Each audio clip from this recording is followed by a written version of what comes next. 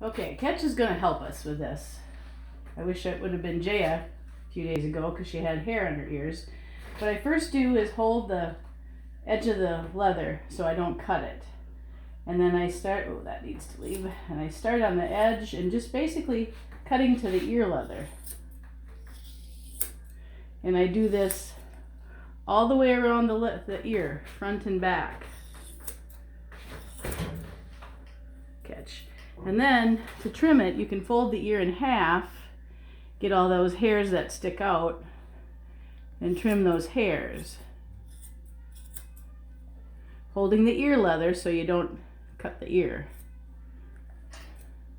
Much there. So then you're basically have the ear that the hair, follows down here. You don't want to cut this too short under here because that holds the ear up, gives them a bigger head. But you want the angle of the ear to just follow back around on the head, the hair on the back of the head. So you're giving your tam-like appearance. Now, you'll have probably too much hair here, so you can do this one of two ways. On my pets, I take a 3/4 blade. So it's 3 3/4 blade, so it's longer. And then I just, shave. I don't necessarily press it all the way down, but shave it like this, just to create that nice taper from the head down. You can do it if you don't want to do it with that, because now we need to trim this one up. So again, holding the ear leather, trimming it close,